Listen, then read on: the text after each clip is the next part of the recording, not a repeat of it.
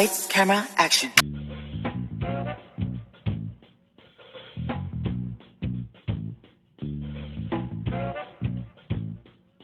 I'm Roger Palomino, the Outreach Director here at HMS TV, and I'm coming to you from Studio B. This is the latest in the series of podcast workshops that we'll be doing at HMS TV Public Access Station to help train the community on media production and facilitate content creation for and by our community. The podcast tonight is also in part of some free media communication workshops that HMS TV has been conducting called Diversity in Film. In these workshops, we focus on all sorts of media and art subjects and currently dove into podcasting. If you'd like more information on these workshops, email our production manager, Mel Peterson, at melp@hmstv.org. HMS TV is a 501c3 nonprofit organization contracted to the City of Houston to provide free speech programming to our citizens. We do this in operation of a production studio facility that can accommodate almost any type of media content, including internet radio, podcasting, virtual studios, as well as a direct pipeline to cable TV. You can find out more about how to get involved and support media education in Houston by visiting hmstv.org and by emailing me, rpalomino@hmstv.org. And that was a lot of info right out of the gate, but let me just direct you to our guests that are... Muhammed. I'm the CEO, president, founder of a talk radio show called the Rapology Show, which is aired every Saturday from 1 to 3 p.m. by and through CRRadio.live. I had a guest on there, who I call the Blue-Head Goddess, properly known as Miss Sugar Trask. Yes. And she was impressed with the station, so she invited me down here to sit in on her TV network.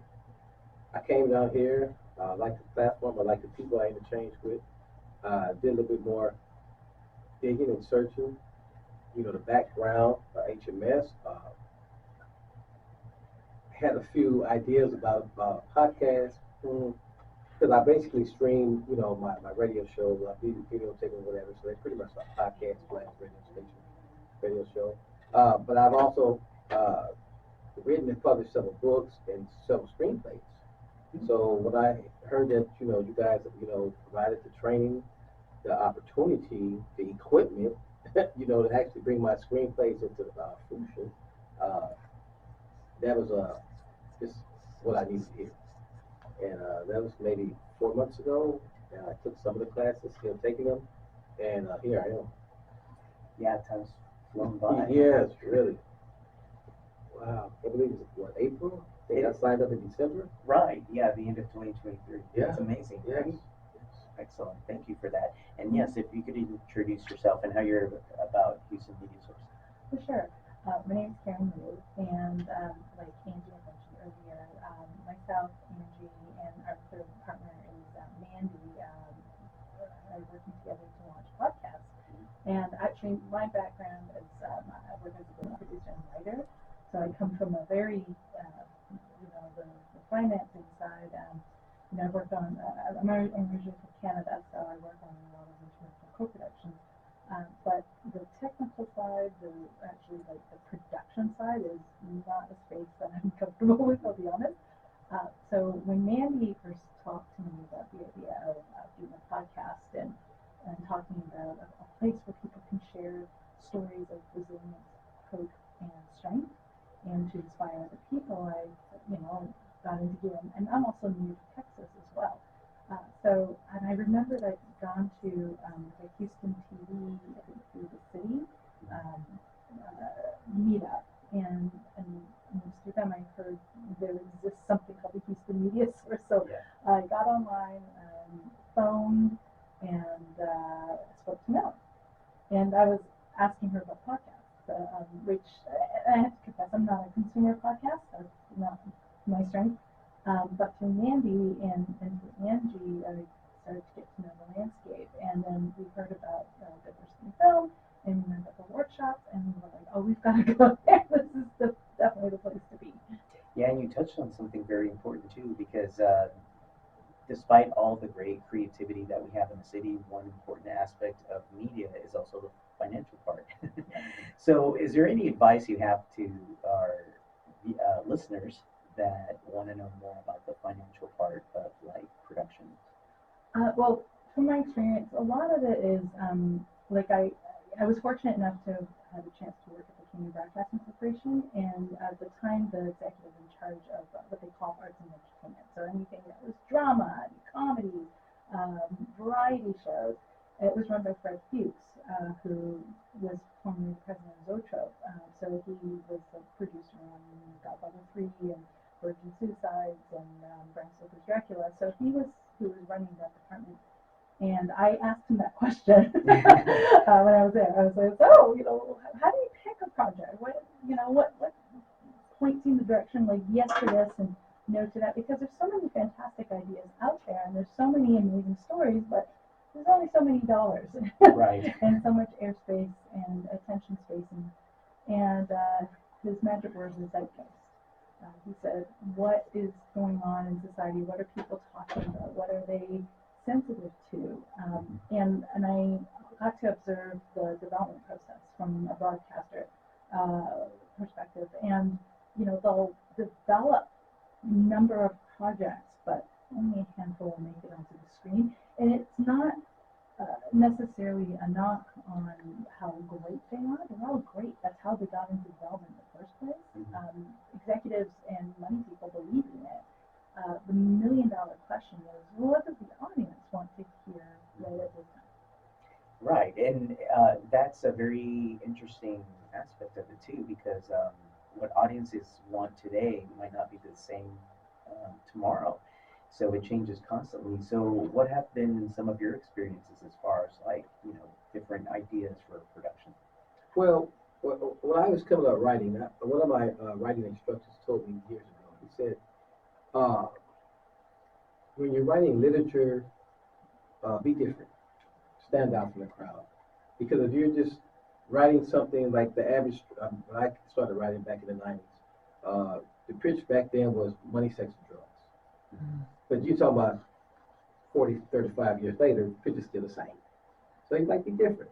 So when I started my radio station, me and my wife, we were sitting at my kitchen table one day, and I said, well, I was talking to a troubled teen, and he wouldn't open up. So I said, just rap to me. Just talk to me. And he started opening up. So I said, well, call it Rapology. And it was different, and it stuck, and it just took off. My screenplays, I didn't want to do money, sex, and drugs anymore because I'm almost 6 years old. And I want to be able to properly represent the material I put out there. So I was, for me, just being different and being unique, stands out. I don't want to do something that everybody else does because just, let's drink thing. Money, sex, and drugs. So that's been the big winner for me, being unique and being bold enough to step out on uniqueness. A lot of people are afraid of being rejected because, they're going against the grain and not going with the norm. But that's usually, in my experience, that's been what, has excelled my station and things in such a short amount of time. So I'm really curious to see what I'll be able to do through that attitude here at HMS. Mm-hmm. And it's very interesting what you say about Rapology and why we came up with the name Unfiltered for this podcast, because we wanted to create a name that actually encompasses everything. Yes. And because historically we've been known as the free speech station, and that's exactly what I wanted to tap into, is because we are free speech. We have no filters. Right. So that gives us the opportunity to really talk about multiple topics. So going to what you were saying about productions in Canada, I myself, as a young kid here in Texas in the 80s, a lot of the kids programming early on in the 80s came from Canada. So just to name a few, you can't do that on television. And then there was another show that was very similar to Sesame Street in the United States called Pinwheel. And so these are productions that really stood out. And as a kid, you just absorb whatever is entertaining to you without realizing, where it's coming from or who created it. So what do you feel as a production person, financial person, is that makes Canadian production so unique to the world? That's a fantastic question. Well, I think from what I remember is there was a dedicated channel called TV Ontario, or TVO, which is a publicly funded station. So not unlike what HMS is about. And their mandate is to educate and to entertain. And so a lot of kids programming came through them. There's a lot of public funding dedicated to kids programming and to education. And I know they work with a lot of consultants, and it's like, it looks easy. I always say people working in the kids space, I say they're the best of the best. They make it look easy, but they also have to appeal not just to kids, but to adults. So you are being able to play to, in movie feature film terms, a full quadrant audience. So, all the folks that are making kids programming, hats off, because first off, a parent who's probably sitting with a child has to sit through this, and it needs to not feel painful. Right. so that it's really a craft. It's a discipline. It's a nose for what works and what doesn't work, and it's hard. And so, I think, and it takes a lot of not just money, but also being able to raise and develop people who are going to work in that space. There's a lot of training. There's a lot of programs in Canada. Right now, there's a group I'm associated with called BIPOC TV and Film. So they did boot camps of raising. They identified not just within the BIPOC community, but Black and Indigenous, or here in America we call it Native Americans. They really needed more Black and Indigenous voices. So they then created a program specifically targeting emerging filmmakers and emerging creators in that space, and they got mentorship.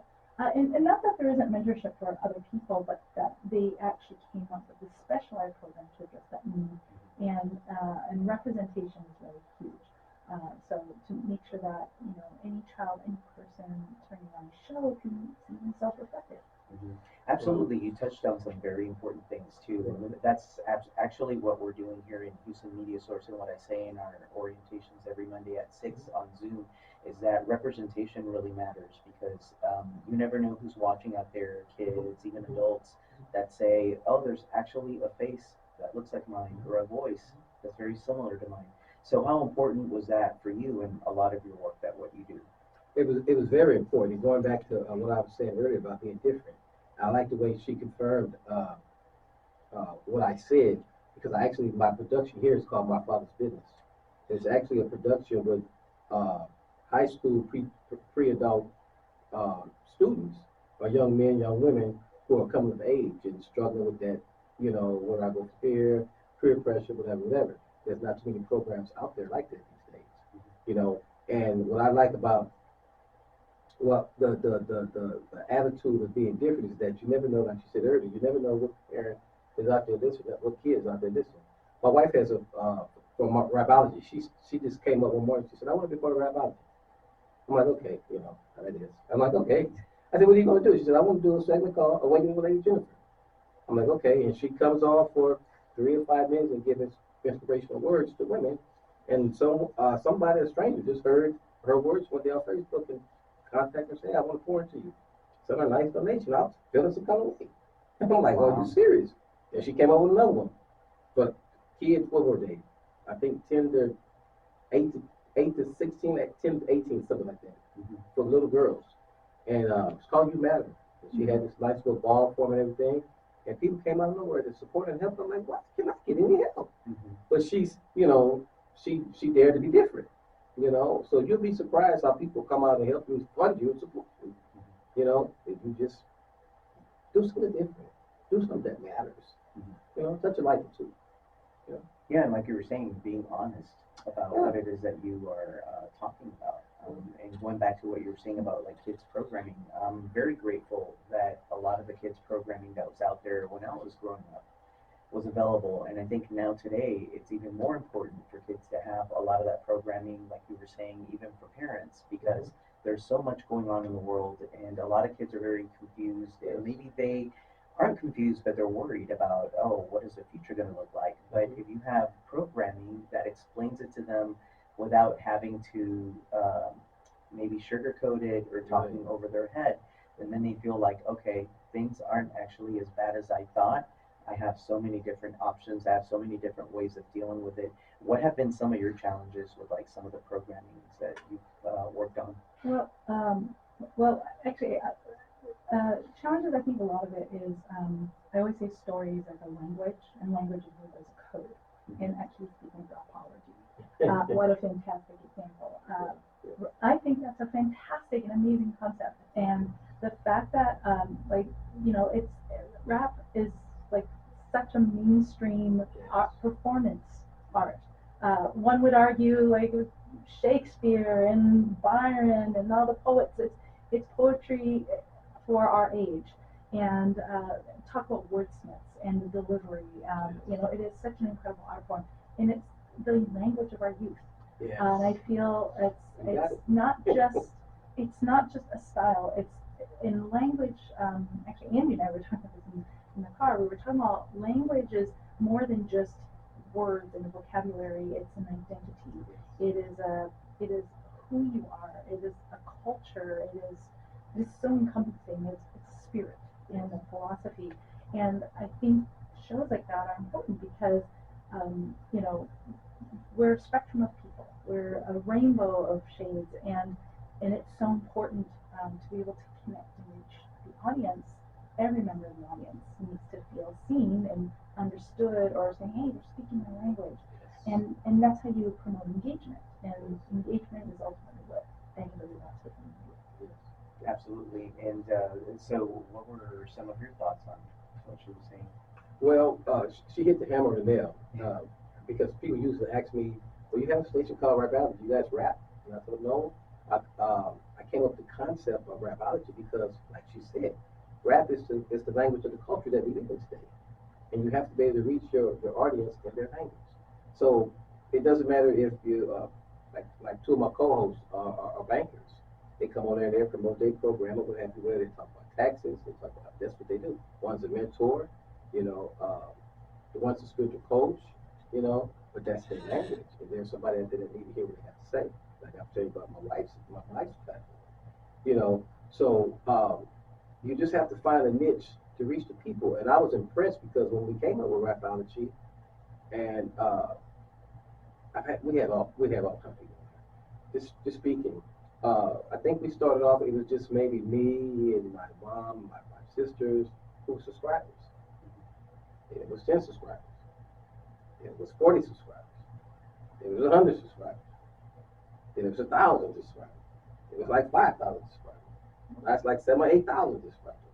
Now YouTube is saying, "Hey, you want to start advertising some of our products and get paid?" And Fiverr is saying, "Hey, would you like to sell some of your content?" But you have to know the language of people. So I really think that the youth, the children, really need to be able to identify with the content you put out there. For instance, like on my show, My Father's Business, I play a principal in detention, and the troubled kids come to my detention room, and I use that platform in that moment to point to them things as a parent myself. I know parents out there listening to, or kids, out there listening who can't say certain things to their parents, or when they, that's going through the same thing. That's it. One guy's been caught with condoms. One guy's been, he wants to be a rapper, but he don't want to go to class. So I use those opportunities to pour into them for those kids who are out there want something similar, and the parents don't know what to properly say to them. So yeah, I most definitely agree with what she said. Yeah, and I'm glad you said that because I have been in that situation where I'm in a random event out there, and I've had parents come up to me and ask me about specific situations, and they're like, "I don't know how to speak to my son or daughter, or if it's a good idea for me to mention this topic, or how to approach them." And the first thing I say is, well, I can honestly tell you if you're worrying about it, then it shows how much you care, and that's a great thing. So I feel like if at any time you want to ask your kids something, you can just leave it open for them and just let them know, I'm here for you no matter what. So if you want to talk about something, just feel free to tell me, and just leave it open for them. As far as like whether they want to open up at that moment or not, it's up to them. But at least you made that initial contact with them and just said, hey, I'm here for you if you want to talk about whatever it is that's going through your mind right now. So very important things. And let me add, and we got to stop. I heard you, I was listening to you earlier, and actually, you was asking the guy, the minister, how important has HMS been to him. And to me, God's just been showing me things, but media is very powerful. My radio station, I usually give a open call for callers to call in, give their input or whatever. And somewhere along the line, maybe 2 months ago, a month ago, a lady calls me at work and she's like, "Hey, it's just a Rapology show." I'm like, "Yeah." It's like a Wednesday or Thursday, but yeah. She said, "Well, my son is out of control. He's like 10 years old. I don't know what to do with him. Do you have any scared straight programs, any counseling programs I can, put him in or what have you, I'm like, wow. So, and my wife was like, "Where did you get your number from?" I don't know. Yeah, I don't know. But I do know that through media, it's out there. So you just never know. But media is a very powerful asset, to save the next generation. Yeah, and you're right because with your show, you were able to reach that particular parent, right, and what was going on with their 10-year-old. So, what have been some of your experiences with media as far as like parents or people reaching out to you? Well, that's one of the reasons why the Mon Diaries is created, and it's actually for all ages. I mean, it's not specifically targeted for kids, but it's really to validate the human experience. And ultimately, we want people to feel you're not alone. There's somebody who's just going to like you, and they survived and lived to tell the tale. And we want to inspire people with that. Really, I think one of the things we wanted to cultivate is, especially in this digital world, I think the pandemic really showed that the whole planet, our society is facing an epidemic of loneliness. We can feel like, so into ourselves and being like, nobody gets this. I'm the only one facing this. And that feeling is valid. But what we do need is the need for more connection. And what we wanted to do with our podcast is to create, this is a safe space. This is a place where you can do a fly on the wall, or you can call in and actively engage, just like that person who reached out and said, like, "Hey, this is what's going on with my son." What an amazing connection that your media platform has able to inspire and possibly to change life. And I think that's what all media is hoping to achieve. That's the standard of using it for positive influence and to leave the world better place than when we found it. Yeah, and I'm glad you said that too, because that's a very universal problem. It's just that loneliness, like the being in that environment in which you couldn't go out really and spend time with your family, go out to work, and just being basically in lockdown. It's like, okay, how do I release a lot of what I'm feeling? And I think really that's where a lot of what happened with podcasting and how it's changed, incorporating more of a visual component to it, is why it really is out there today. So, what are some of the changes you would like to do with your show? Like, you've been so successful now, what is the next phase of evolution for Rapology? Well, Rapology is just taking off. It's undescribable. So right now, we're combining Rapology with My Father's Fitness, with Awakening with Lady Jennifer, with You Matter, and we're bringing it under an umbrella with the 501c. And we're just going to see what God leads us from there, But I would encourage you to go ahead and do your podcast and stay committed to it, because, like you said earlier, it's a safe haven, because you can only hear voices, you can't see faces. And I remember we did a show, and that's before the radio station. It was called Band-Aids, Wounds, and Scars. And women would call in who had incarcerated sons and mothers who had been through traumatic relationships or whatever. Well, a guy heard it, and he invited me to come on his podcast. And so we had a part 2 of it, I believe. And then we did another one called Penitentiary Residue. It was me and maybe 3 guys who had been in prison and talking about, stuff like that. And so I just asked him, I said, "Hey, man," my numbers just started growing on Rapology. I'm like, "How can I get a podcast?" He's like, do you want a podcast? Or do you want to be different? Do you want to reach more people? I said, well, what do you think? He said, I think you should have a radio show. And boom, but you never know who's listening to the voice. But yes, podcasts are very effective because, like you said earlier, they're safe haven. Yeah. Yeah, and like many of you were saying earlier tonight too, is with podcasting, even if you don't incorporate the video component, at least with the audio, you can be a little more relaxed, especially Right. those that are brand new to it. Yes. But a lot of it, really, there's not a science to it. It's just practice. And I always encourage producers too. The more you practice in something, the more comfortable you'll get. Now, will it always come out perfect? Not necessarily, but at least the more you do it, the more confidence you're going to have.